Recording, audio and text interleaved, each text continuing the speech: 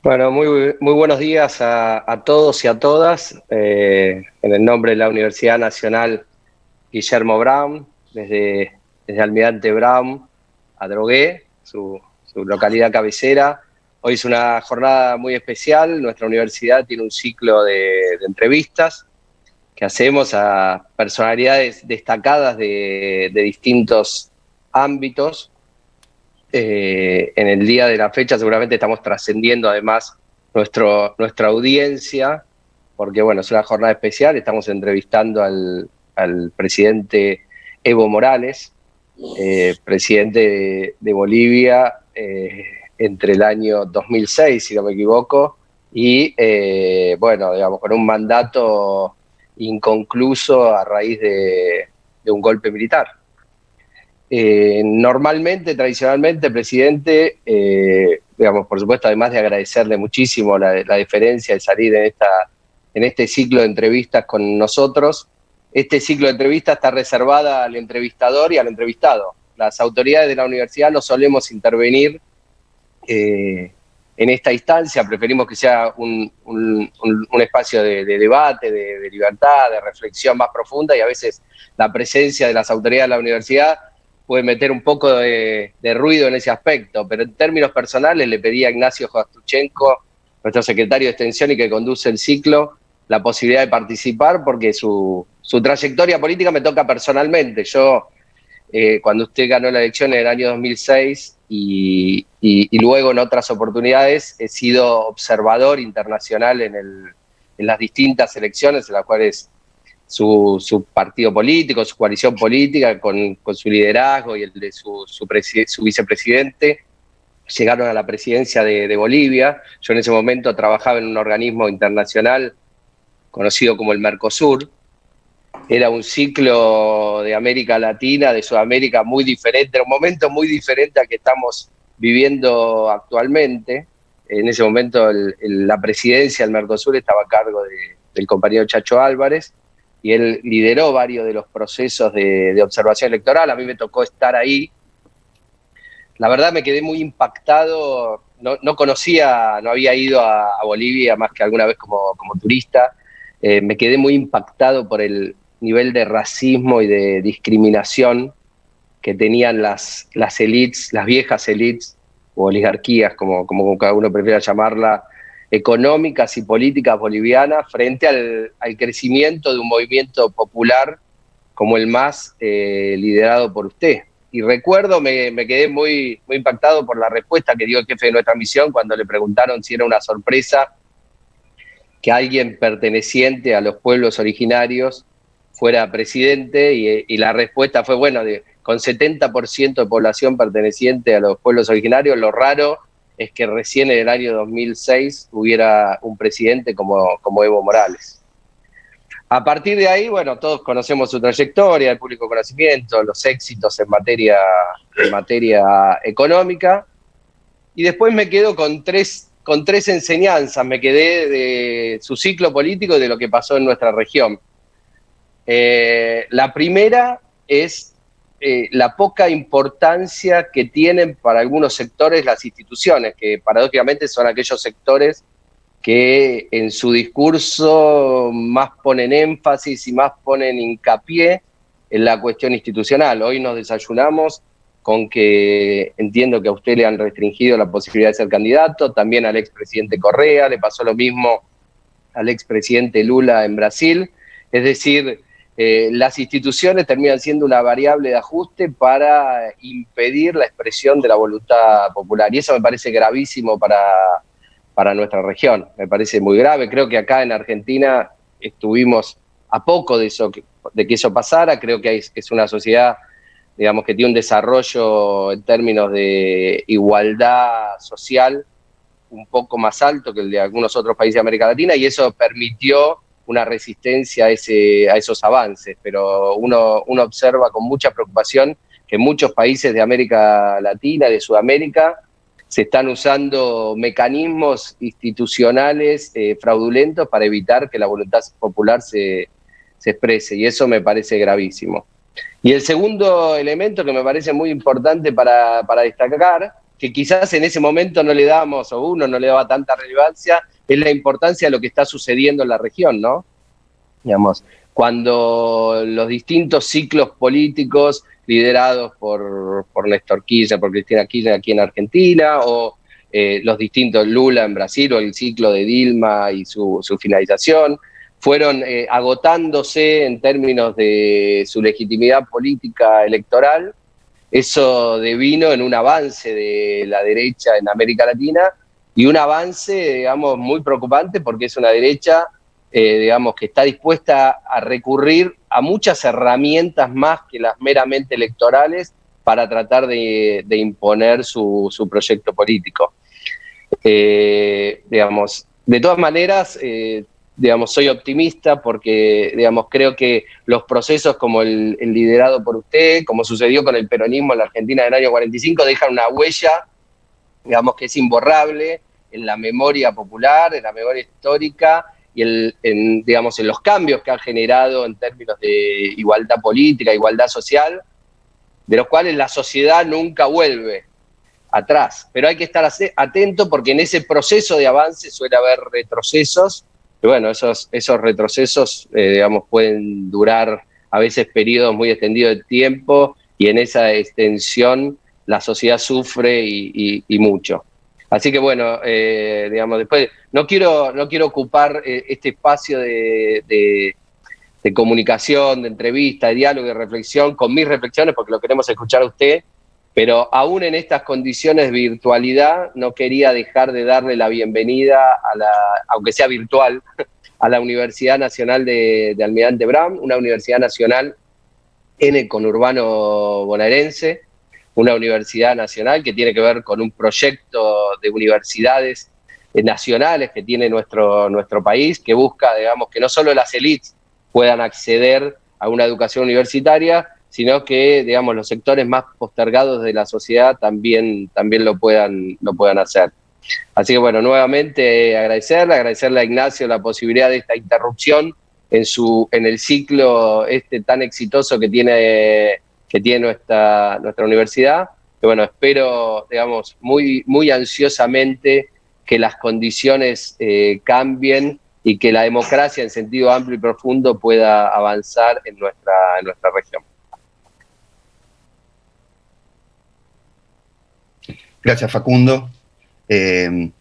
Presidente, bueno, como recién nos comentaba nuestro vicerrector, es un hermoso privilegio poder estar en comunicación con usted, poder dialogar, poder transmitirle algunas preguntas de nuestro estudiantado, de nuestros estudiantes universitarios que como bien recién se decía, muchos son primera generación de estudiantes universitarios.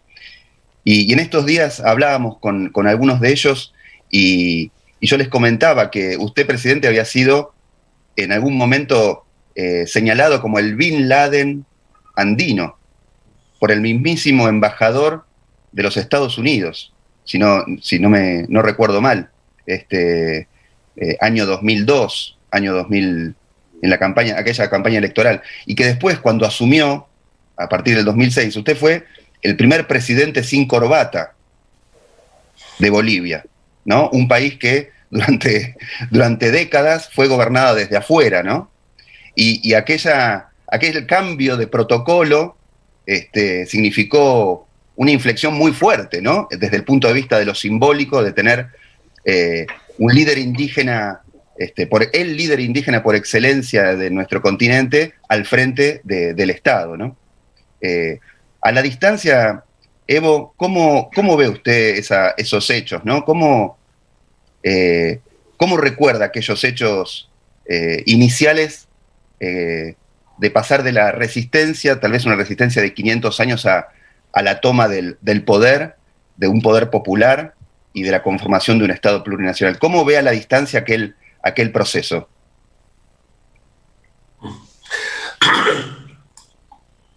Bueno, nuevamente muchas gracias por la invitación a la universidad, al rector, vicerrector, a todos quienes hacen seguimiento a esta conversación.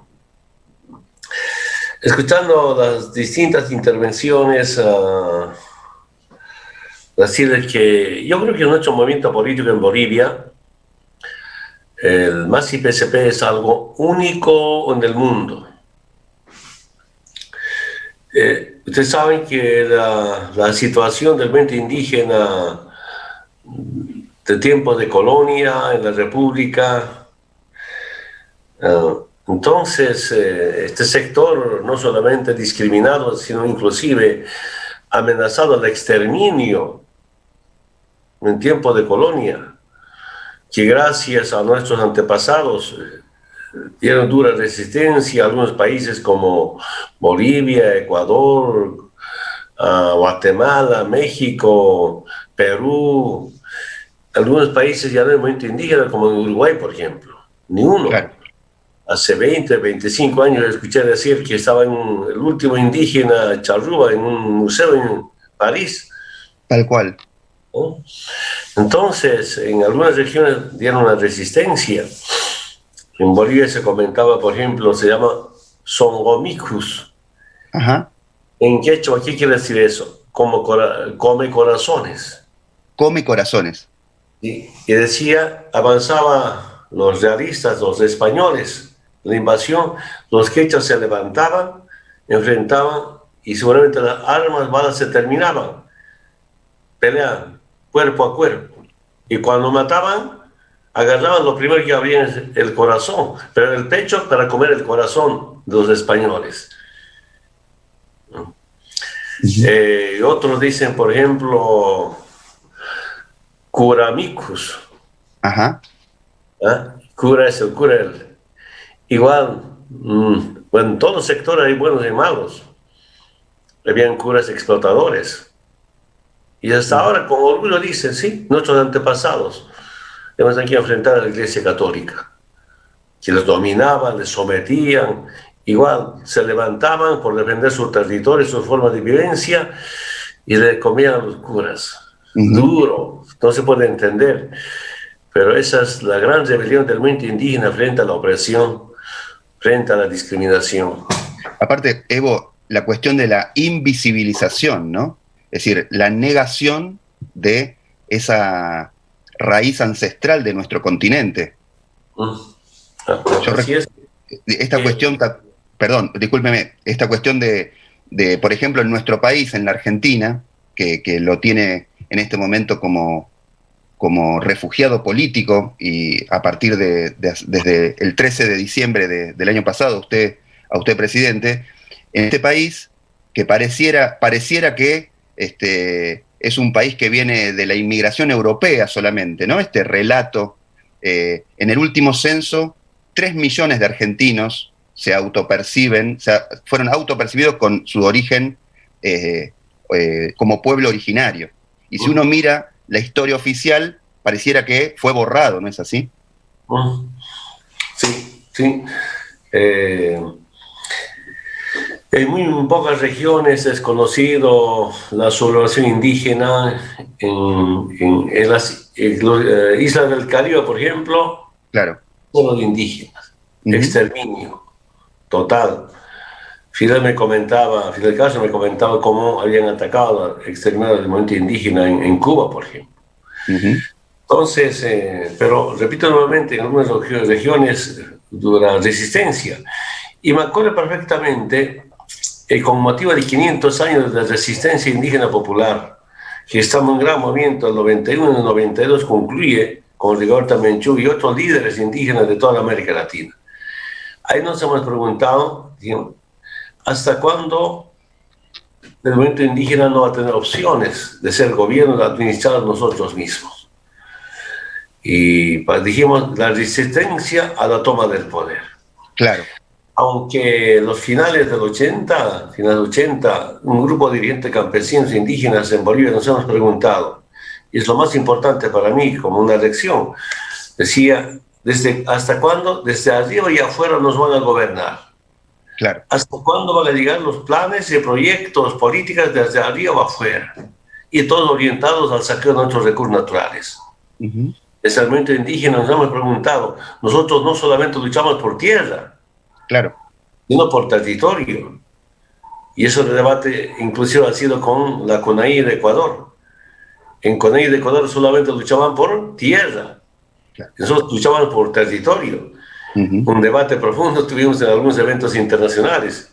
Tierra, yo levanto esta tierra. O tierra a 3, 4, 5, 10 centímetros de profundidad para sembrar nada más. El territorio son los recursos naturales. Y el recurso natural debe ser del pueblo, bajo la administración del Estado. Ahora vamos a hablar, presidentes, ahora vamos a hablar de la cuestión, si usted me permite, ¿no? De la cuestión de los recursos naturales y de la cuestión litífera.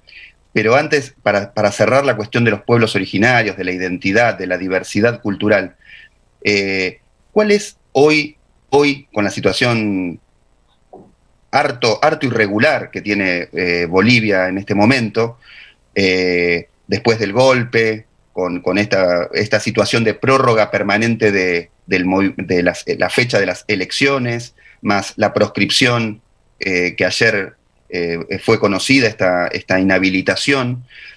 ¿Cuál es la situación actual de los movimientos indígenas, de los movimientos campesinos y también del movimiento obrero, de los sectores obreros, de las dos, si se quiere, las dos grandes columnas del MAS a lo largo de los años de su gobierno? ¿Cuál es la situación hoy? Cuéntenos, por favor. A ver, brevemente, para llegar a eso es importante la amable audiencia o los distintos medios de comunicación pueden ubicarse. No es que no había el poder del pueblo, teníamos el poder del pueblo, pero un poder comunal, un poder social, un poder sindical, no era un poder político electoral. Y nuestro pedido en los distintos pliegos de la Central Obrera Boliviana o del movimiento indígena del Pacto de Unidad era nacionalizar los recursos naturales. Pero con el poder sindical o poder comunal no podíamos nacionalizar. Entonces hay que impulsar un instrumento político. Ahí viene este movimiento político. Por eso digo, este movimiento político viene del indígena. Todavía los obreros no participaron, algunos profesionales, sí, pero personalmente, grupos, no institucionalmente. Por ejemplo, colegios de abogados, colegios de ingenieros, nunca participaron. Mientras el sector del movimiento campesino indígena, así como nuestras organizaciones. Este movimiento político no se ha gestado por politólogos, profesionales, que sepan, en todo el mundo hay partidos de izquierda, partidos antiimperialistas, pero un grupo de profesionales se reunión de politólogos, dice, este es el partido del pueblo. No, esto nace del pueblo y el sector más humillado, por eso digo que es algo único en el mundo. Ese es nuestra evaluación. Entonces, ahí viene el golpe de Estado. Por lo menos, no sepan, políticas del capitalismo, del imperialismo o de Estados Unidos piensan que ellos son como obra de Dios para dominar el mundo. La única soberanía del planeta es para Estados Unidos. En su política de expandir sus fronteras, de invadir, de llevar su modos de vida, individualismo, lucro, lujo. Ahí tenemos profundas diferencias, pues, con el capitalismo. Evo, pero usted cuando estuvo en el poder, desde el día 1 tuvo que sufrir distintos ataques e intentos de golpe. 7, 8 golpes, o más o menos ha tenido usted como intentos, ¿no? Ahora, este último lo lograron. ¿Cuál le parece que fueron las condiciones regionales que facilitaron que ahora sí el año pasado pudiera finalmente, tristemente, digamos, conseguirse, ¿no? Porque regionalmente había habido en aquel momento tal vez el apoyo de instrumentos, organizaciones, como usted dice, pero esta vez Bolivia se quedó solo, ¿no? El primer golpe que derrotamos ha sido en 2008, gracias a UNASUR. Al UNASUR. UNASUR, y 2011 otro golpe de Estado, la marcha del TIPNES, que era marcha de la derecha a derecha. Y cuando un grupo de dirigentes ahí nos han dividido, un pequeño grupo, no orgánicamente, sino no faltan algunos traidores, como Adolfo Chávez y compañía, decían en La Paz, Evo debe dar un paso al costado. Y la derecha daba las vueltas por la Plaza Murillo diciendo Villarruel. Usted sabe que en la década del 40 a un militar patriota le colgaron en la Plaza Murillo. Entonces, después vino el paro de 2 semanas de la policía. En parte del golpe derrotamos. Y la derecha financió la movilización de los discapacitados, que las instituciones orgánicamente estaban atendidas, pero en grupos pagaron, bueno, igual. No, por lo menos 3 o 4 golpes derrotamos durante este proceso, ¿no? Y la primera muy importante gracias a la participación de UNASUR. De UNASUR. Uno de los logros más importantes de su gestión fue la lucha contra el analfabetismo.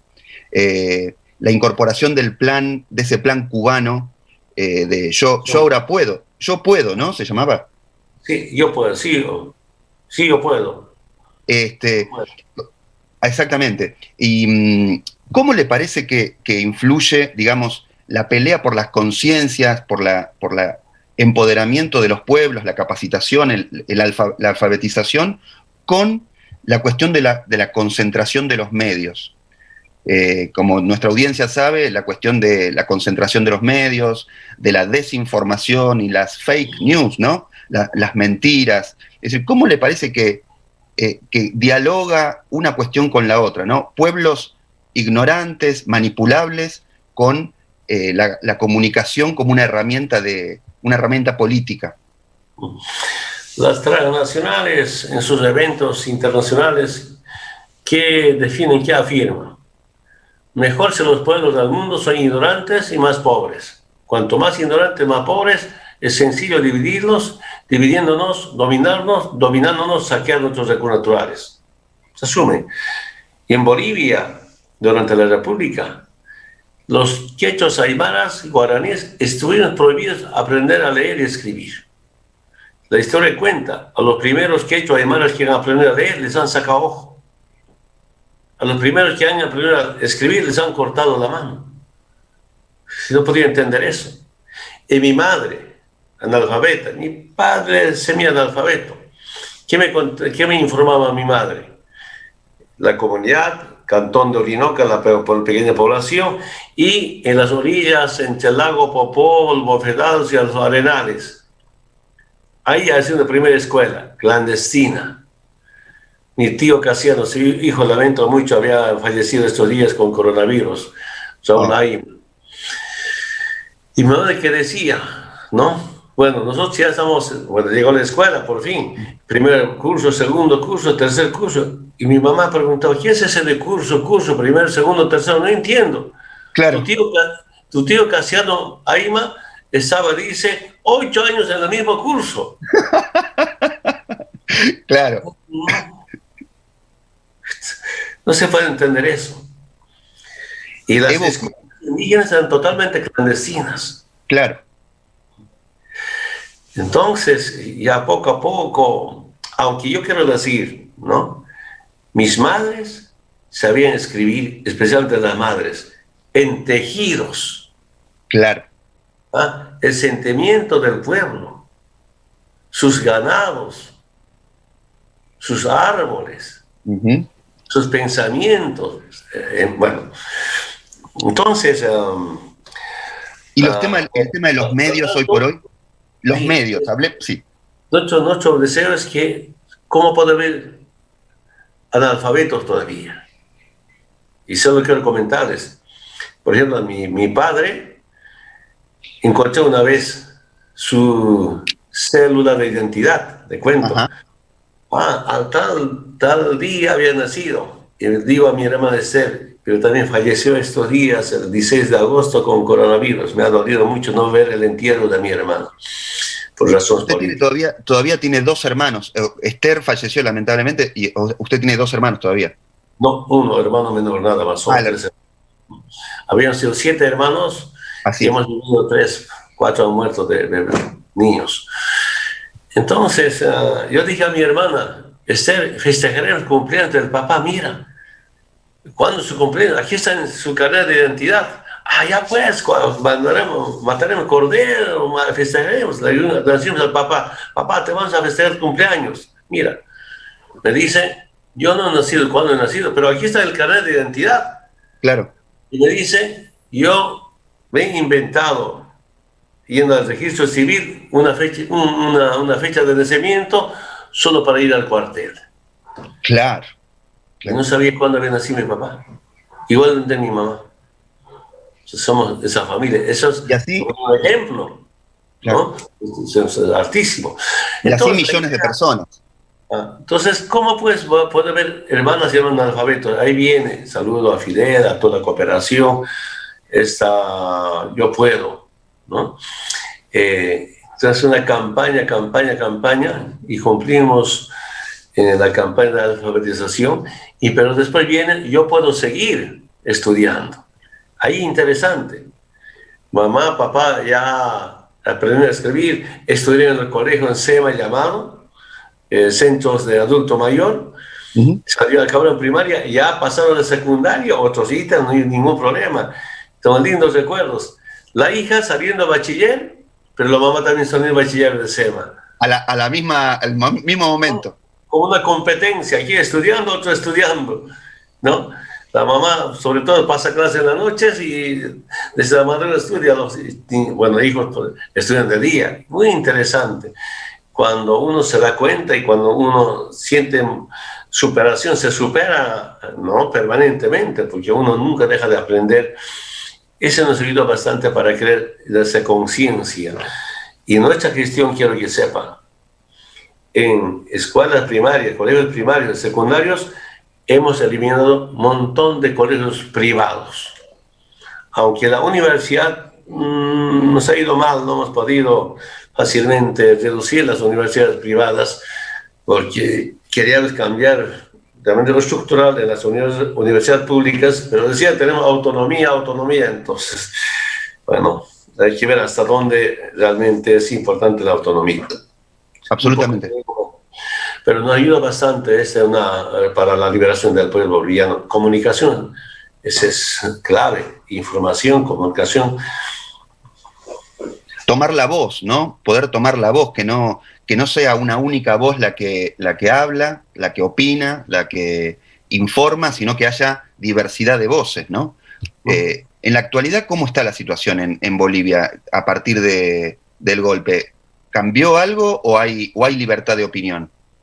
No hay libertad de expresión. No, organismos internacionales públicamente condenaron cómo está la situación, la libertad de expresión, aunque yo siempre estoy convencido, comunicación debe ser más efectiva, emotiva, educativa, revolucionaria.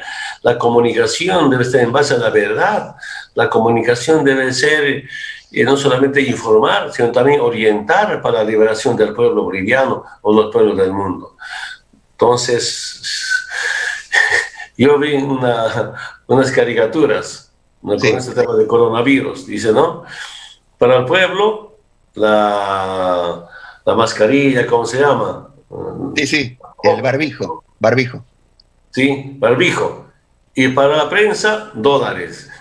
Claro. Para la boca. Sí, una mordaza. Entonces, solo tenemos algunos medios de comunicación campesina, entre ellos Causación Coca, por ejemplo, de nuestra radio, que nosotros creamos con nuestros aportes sindicales antes, aunque estando en el gobierno hemos fortalecido, y creamos con los 120 radios comunitarias. El 70, 80 les han eliminado, algunos les han condicionado, funciona pero bajo ciertos condicionamientos. Los 10 deben liberarse, están así como Causación Coca. La mejor forma de comunicación son nuestras reuniones, ¿no? Ajá. Reuniones como esta, digamos, reuniones también virtuales, ¿no? Ahora estamos eso. Hay nuevos mecanismos que esta tecnología hay que usar vía Zoom, conferencias, la otra forma de comunicación. Yo diría como una comunicación boca a boca. Evo, ¿cómo es un día suyo en la Argentina? Un día común. ¿Cómo transita usted un día, digamos? Bueno, hasta invierno, sagradamente estaba a las 5 de la mañana, una media hora de trote, o unos 1.000, 2.000 abdominales. Y después hice muchas entrevistas para 2, 3, 4 libros. Ya se terminó eso, y ahora es más campaña. Anoche, por ejemplo, en la noche tenía 3 conferencias, como estas conferencias, a veces por teléfono, estamos en campaña. y a veces reuniones permanentes. Tengo reunión ordinaria cada sábado de la noche con los dirigentes departamentales de la MAS y PCP, como también nacionales. Tengo muchas actividades. Hace un momento ustedes, en este momento, ¿cómo está? Yo diría, las encuestas del día de ayer, del domingo, del día de ayer, un poco bajamos porque el conflicto que tuvimos nos afectó, ¿no? Pero seguimos primero, en un voto válido, ganamos en la primera vuelta, aunque no pasamos el 40%, duro, porque las encuestas solamente están en las ciudades intermedias, en el campo. Y en el campo, por ejemplo, en mi región, el trópico de Cochabamba, ganamos con 95%. Claro. Hay una comunidad pequeña ganando con 97% récord. Y para la OEA, ganar con 80%, 90%, con más del 90% es fraude. Claro. Ese es el informe de la OEA. No se puede entender eso, que sea fraude. Y la ventaja aquí va a estar enfrentados nacionalizadores versus privatizadores. Solo quiero comentarles cómo yo llegué a la presidencia. Que nos hemos propuesto dos cosas. En lo político, la refundación de Bolivia. Y en lo económico, la nacionalización.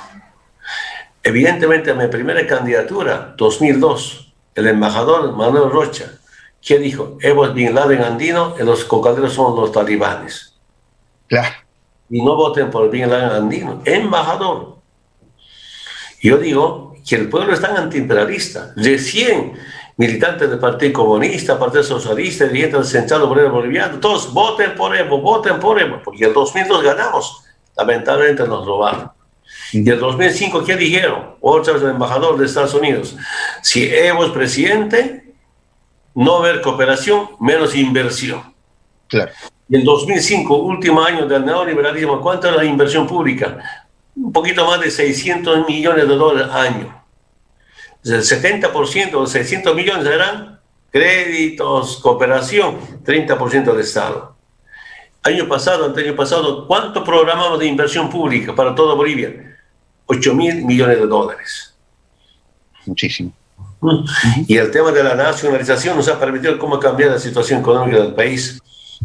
Y ahora, ¿por qué tanta postergación para las elecciones? Que yo sepa, durante la pandemia, en ninguna parte del mundo creo que ha postergado las elecciones. En Bolivia, postergación, que sabían que en primera vuelta el MAS iba a ganar. Mira, el golpe de Estado en Honduras, hace 11 años no gana. Golpe congresal, judicial en Paraguay, en Brasil. Tampoco después del golpe pueden recuperar. Yo sigo convencido, si se garantizan las elecciones, vamos a ganar en la primera vuelta. Y ese es el plan que tenemos. Y que en menos de año del golpe, volver al gobierno, no aceptan eso. Entonces, ¿qué dice Estados Unidos? El MAS no puede volver al gobierno ni Evo a Bolivia. Claro. Intentó proscribir al MAS, no pudieron. Dice después, MAS sin Evo. Ese es el problema que tenemos internamente en Bolivia. ¿No? Pero ¿cuáles son los argumentos que utilizan ahora para que usted no sea candidato a senador? ¿Cuáles son los argumentos? Decisiones políticas, claro. Jurídicamente está habilitado. Por eso el Tribunal Supremo Electoral se ha dividido en la primera etapa. Claro, la mayoría dijeron no, la minoría sí. En la primera audiencia, 2 miembros de la Sala Constitucional se han dividido bajo presiones o bajo chantajes, miedo o dinero. Y ayer tenía información que ella quería obrar jurídicamente. Amenaza, proceso, intimidación, calumnias, de miedo, me inhabilita. Juristas la nueva fecha es el 18, de las elecciones hasta ahora es el 18 de octubre. Así es. ¿Para usted se van a hacer ese día o se va a volver a postergar? A ver, después de esta última movilización, se asustaron, pensaban que no teníamos capacidad de movilización. Se han asustado porque después de elecciones, algunos dijeron, fuera Áñez. Apenas hemos contenido, porque para nosotros, como somos una revolución democrática cultural, tenemos que garantizar elecciones. Entonces, ya se garantiza elecciones. Ahora el calendario electoral empezó el día domingo y ya empezó las campañas correspondientes. Pero la derecha que está en gobierno, un paréntesis acá quiero decirles, Sí. los 3 partidos que gobernaron los 20 años del neoliberalismo, MIR, MNR y ADN, los 3 están en gobierno. Los 3, ¿no? Ahora, fuera del gobierno están divididos, evidentemente. Está ahí la derecha racista, fascista. Áñez, Tuto, Camacho, Rubén están divididos. Hay la derecha de Carlos de Mesa, no sé si es la derecha moderada, pero derecha en ese momento, que es el niño mimado de Estados Unidos, ¿no? Están ahí. Entonces, como han visto fuerte la polarización, después de esta última polarización, esa derecha racista dice, no, si otra vez postergamos, ya no vamos a poder soportar la movilización. Y segundo, ¿qué vamos a decir a la comunidad internacional?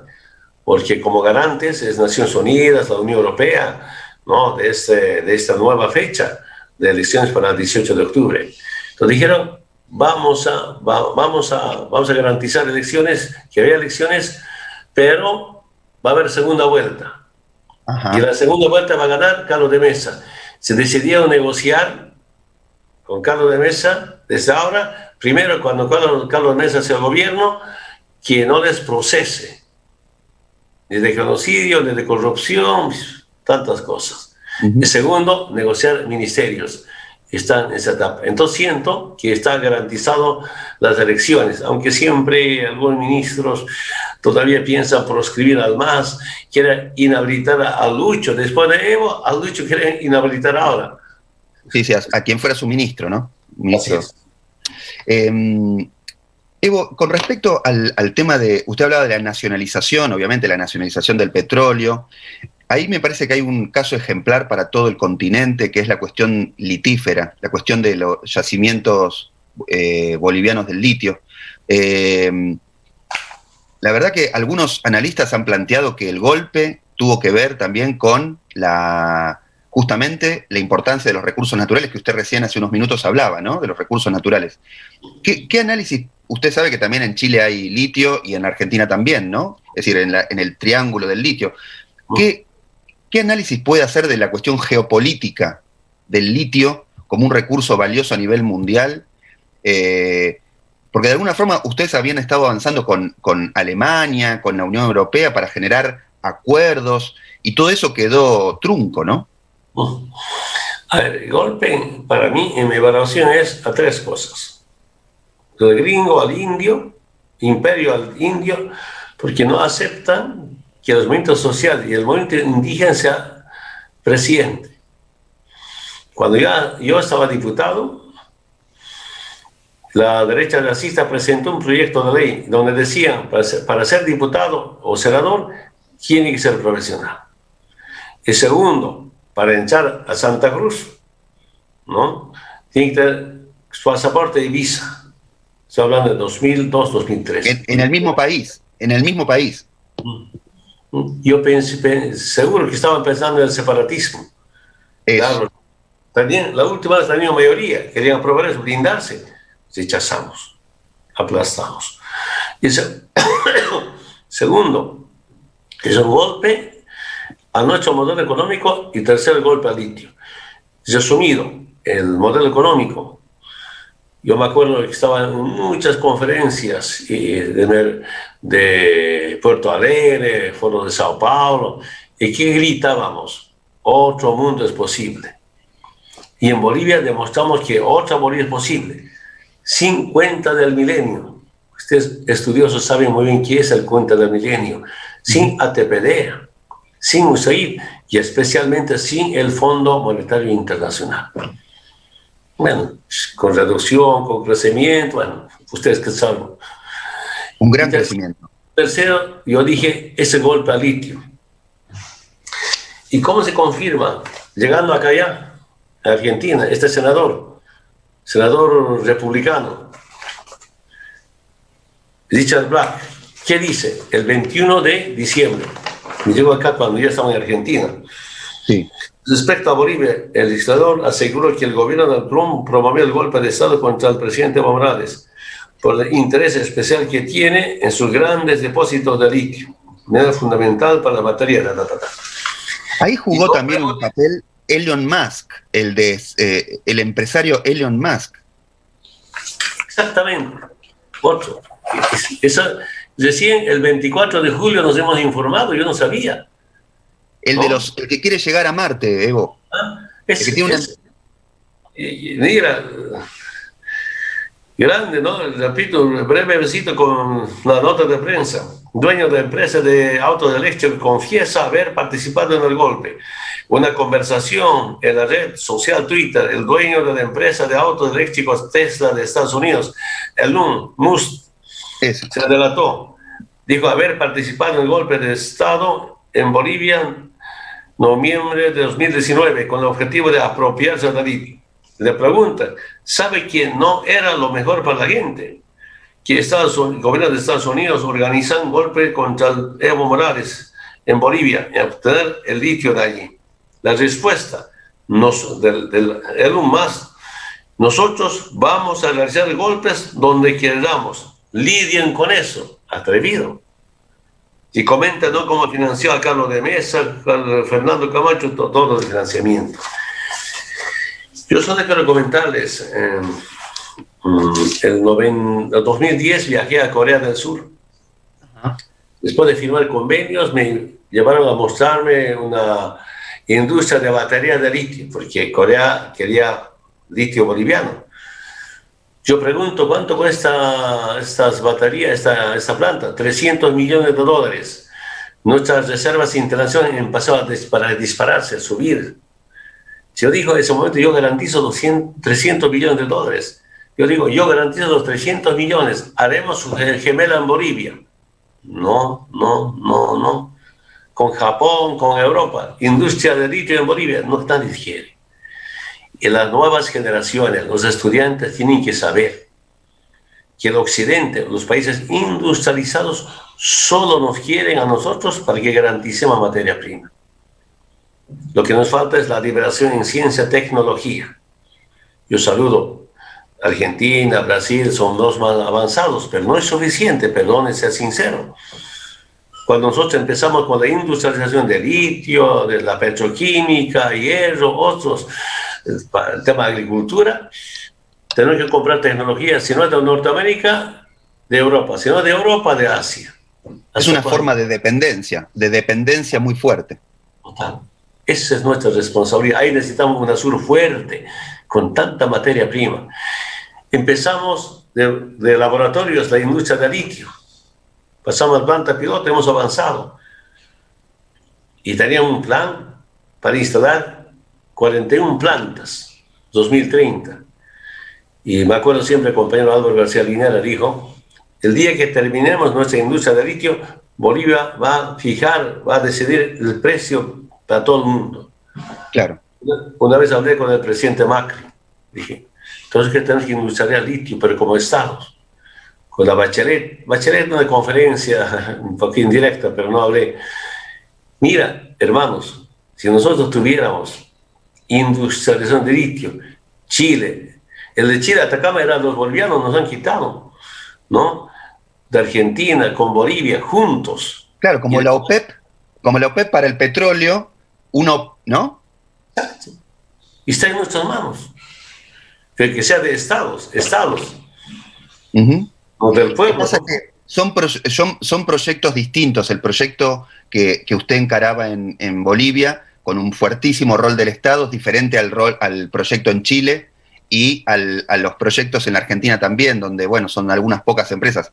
Pareciera que Bolivia iba para adelante, ¿no? Estaba mucho más avanzado que la Argentina, por lo menos, ¿no? Donde hay unos emprendimientos todavía incipientes. Entonces ese era el plan. Sí. Y yo no sé si he sido muy atrevido. Yo dije, aquí no entra Estados Unidos. Claro, hicimos un acuerdo con China por una cuestión de mercado. Europa también, el próximo reconoce cuestión de mercado. Ahora, si quieren socios, bienvenidos, porque hasta ahora solo avanzamos con nuestras reservas internacionales, sin créditos internacionales, con nuestro patrimonio. Ese no nos perdonó, por eso es un golpe al litio. Yo creo que hubo un hecho, usted hablaba de la ciencia y la tecnología, y es muy importante este mensaje para nuestros estudiantes, para la reflexión, ¿no? Que Bolivia, hasta en su gobierno, hasta tuvo un satélite, ¿no? Sí, Bolivia es somos muy diversos geográficamente, altiplano, valle, oriente. Entonces decidimos tener un satélite de comunicación, instalamos y en temas de comunicación excelente, integrado Bolivia no solamente con la construcción de caminos. Mira, caminos. Cuando llegamos a Bolivia, al gobierno, apenas 1.080 kilómetros de camino pavimentado. Enero del año pasado dejamos con 5.300 kilómetros pavimentados y estaba en construcción 2.700. Gracias a la nacionalización, ¿no? Otra forma de comunicación. Bolivia apenas tenía 3 aeropuertos internacionales. Solo ahora faltaba a un departamento, un aeropuerto internacional, Trinidad. Estaban en planes. Con eso, los 9 departamentos contaban con aeropuertos internacionales. Entonces, la otra forma de comunicación es satélite. Yo me acuerdo, cuando instalamos satélite, llegamos al momento indígena, no llegaba camino, estaban sobre ríos, pero con 20, 30 canales. Mis hermanos viendo partidos mundiales de fútbol, mejor que las ciudades. Me alegro bastante eso. Y el próximo paso era no solamente tener un satélite de comunicación, sino satélite de prospección. Claro. Para saber qué tenemos. Y esa es otra de investigación científica, ¿no? Científica. Esa es otra responsabilidad que tenemos como sudamericanos. Evo, bueno, la verdad que para nosotros es un privilegio tenerlo. Quiero transmitirle el saludo de toda nuestra comunidad universitaria en esta reflexión, en esta conversación, agradecerle mucho su tiempo. Yo tenía una última pregunta para hacerle, que es, ¿qué fue lo que a usted despertó en su año de juventud, en sus primeros años, la vocación política, la vocación por el trabajo en el sindicato? ¿Qué fue lo que despertó en usted? Le estoy pidiendo un ejercicio de memoria, tal vez, de memoria personal, el comienzo de su actividad política, ¿no? A ver, yo después de hacer el cuartel, servicio militar obligatorio allá en Bolivia, quería estudiar, no había plata para estudiar. Entonces con mis padres nos fuimos a Chapar y mi padre dijo, altiplano boliviano, por más que seamos trabajadores, nunca vamos a mejorar económicamente. Aquí en el oriente boliviano fuimos a buscar en Yunga, La Paz, terreno, costaba carísimo. Chapar encontramos 80 de la dictadura de García Mesa. Compraron un terreno con crédito, con deuda. Yo me quedé a trabajar, sería largo comentar. Pero la dictadura de García Mesa no tenía idea del sindicato agrario. Es 19 años. Dice que a un hermano le quemaron con gasolina, lo echaron con gasolina y le quemaron vivo. No podría entender cómo un presidente puede quemarnos o echarnos con gasolina y quemarnos. Hasta ese momento, con 19 años, para mí, el presidente era el papá de todos los bolivianos, presidente de los bolivianos. Esa idea tenía, ¿no? Un poquito entendía que estaba en dictadura, ¿no? Entonces, y el sindicato convocaba movilizaciones, manifestaciones. Pensaba, ¿cómo puede ser el gobierno, sus personas nos quemen vivo? Escuchaba debates. No, entendía, es grave acá. Y ahí empezó a despertar. Ya mi primer cargo en el sindicato ha sido Secretaría de Deportes, Sindicato San Francisco, después Actas, ya secretario general, Central, y 80 años. Sí, la ejecutiva de la federación. Y si tuviera que recordar a alguien o algún mensaje, algún texto, algún líder, alguien que lo haya formado, que lo haya marcado muy fuerte en esos años de su juventud, ¿a quién recordaría como...? Dos libros de Galeano, las grandes herramientas de América Latina, y la Revolución India, la tesis india, el manifiesto del Partido Indio de Bolivia por Fausto Reinaga. A mí me ha sorprendido, ¿no? Por ejemplo, el diario de Tambor Vargas durante la lucha por la independencia. Dice, guerrillero de independencia organizado por la liberación, por la fundación de la República. Los españoles les seguía. A veces no se encontraban, llegaban a chozas, les quemaban todas las chozas. Encontraban ganado vacuno, les cortaban las 4 patas, dejaban con vida, pero sin patas, como mensaje de escarmiento. Por supuesto, la lucha de Tupac Katari y Bartolina Sisa durante la colonia enfrentaron con mucha fuerza, durante la República Zaratevilca. Ya también Marcelo Quirós Santa Cruz, Luis Espinal, padre Luis Espinal, ya en la dictadura de Banzer. Eso inspiró la lucha profunda, ¿no? De las luchas del movimiento indígena, sobre todo, su resistencia a la invasión europea. Para mí, ¿no? El 12 de octubre de 1892 no es descubrimiento, no es encuentro de dos mundos, no llegó la civilización. Mis ex-dirigentes me decían, no llegó la civilización, llegó la civilización. Claro. Parece verdad. La enfermedad. La pandemia, ¿no? En la pandemia, por ejemplo, estoy casi creyendo que es parte de una guerra biológica. ¿Sí? Mira, no, yo leí hace 4 o 5 años atrás un informe del Fondo. Decía, en la política del nuevo orden mundial es importante una planificación para reducir a la población innecesaria. Viejos, discapacitados, gente pobre, humilde, son gente innecesaria, población innecesaria para el capitalismo. Claro. ¿Por qué me estoy convenciendo que eso es parte de una guerra biológica? Lo que está pasando ahí en Estados Unidos. Más contagiados de todo el mundo, más muertos de todo el mundo, más muertos por día de todo el mundo tiene Estados Unidos. ¿Dónde está la potencia? Después con la pandemia, coronavirus, el presidente de Estados Unidos se olvida de hacer muros ya en la frontera con México. ¿Y quiénes mueren? Migrantes latinos. Bueno, es para debate. Absolutamente. Y vio que Donald Trump al virus le dice virus chino. Sí. Interesante escuchar. Claro. Bueno, muchas gracias pues por esta invitación. Muchas gracias a usted.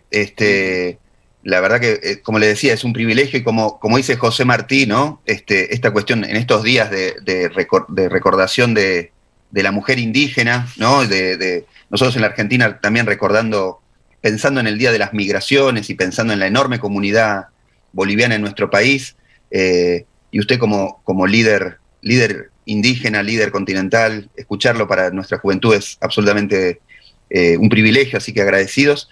Y como decía Martín, ¿no? Hasta que no se ponga en marcha el indio, no se levantará América Latina, ¿no? Con lo cual es todo un mensaje para el continente. Quiero agradecerle a los amigos, compañeros de la Asociación Juana Zurduy, institución boliviana, que hicieron posible, que auspiciaron este encuentro, y agradecerle muchísimo y enviarle el saludo de toda la comunidad del partido de Almirante Brown, que en algún momento usted visitó y posiblemente pronto se generen las condiciones para que pueda volver a visitar al municipio de Almirante Brown acá en la provincia de Buenos Aires. Así muchas que, gracias. Evo, bueno, un saludo muy grande. Gracias por este tiempo con nosotros. Hasta pronto. Muchas gracias. Bueno, acá estamos terminando. Un saludo a todos los que se están conectando. No se están conectando, que se vienen conectando. Hasta acá entonces la entrevista de hoy al primer presidente indígena del Estado Plurinacional de Bolivia por parte de la Universidad Nacional Guillermo Brown.